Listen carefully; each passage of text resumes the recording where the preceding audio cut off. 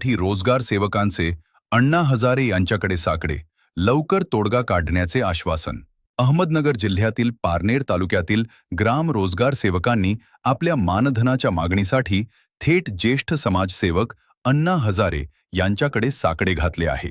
राज्य शासनाने ऑक्टोबर 2024 मध्ये शासन निर्णय काढून ग्राम रोजगार सेवकांना दरमहा 8,000 रुपये मानधन देण्याचा निर्णय घेतला होता. मात्र या निर्णयानंतरही प्रत्यक्षात कोणतीही कार्यवाही न झाल्याने रोजगार सेवकांना अद्याप मानधन मिळालेले नाही. यामुळे ग्राम रोजगार सेवकांमध्ये मोठी नाराजी निर्माण झाली असून त्यांच्या कुटुंबांवर आर्थिक अडचणींचा डोंगर उभा राहिला आहे. या पार्श्वभूमीवर जिल्ह्यातील अनेक रोजगार सेवकांनी राळेगणसिद्धी येथे जाऊन अण्णा हजारे यांची भेट घेतली आणि आपली व्यथा त्यांच्यासमोर मांडली.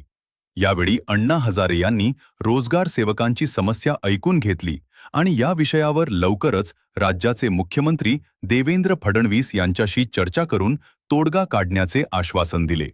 या भेटीवेळी रोजगार सेवक संघाचे जिल्हाध्यक्ष अनिल गंगावणे यांच्यासह बाजीराव दुधारे, अर्जुन तापकीर, बाबाजी बांगर, मंगेश मते, माऊली थोरात, सदानंद रोकडे आणि बाजीराव दुधारे बोलतो. आज आम्ही डॉक्टर पद्मभूषण अण्णासाहेब हजारे यांची भेट घेण्यासाठी आलो होतो. आज आम्ही जवळजवळ 2007 वर्षापासून रोजगार हमी या कामामध्ये काम करत आहे.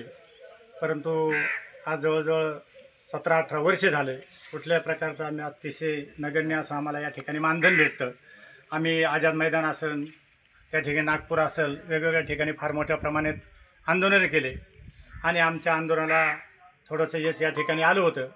पाठीमागच्या वेळी आम्ही माजी मुख्यमंत्री एकनाथ शिंदे साहेब यांनी रोजगार सहाय्यकांना 8,000 रुपये मानधन आणि जे रोजगार सेवकांच्या 10,000च्या पुढे मॅन्डेट होतील त्यांना प्रोत्साहन असं 2,000 प्रोत्साहन अनुदान असं 10,000चा GR आमच्यासाठी या सरकारने काढला होता. परंतु आज 16-17 महिने उलटून गेले, परंतु कुठल्या प्रकारची या GRची अंमलबजावणी या सरकारने केली नाही. त्यामुळं आज आम्ही या ठिकाणी पद्मभूषण अण्णासाहेब हजारे यांची या ठिकाणी गाठ घेऊन आलो होतो आणि त्यांना त्या पद्धतीचं निवेदन पण या ठिकाणी दिलेलं आहे.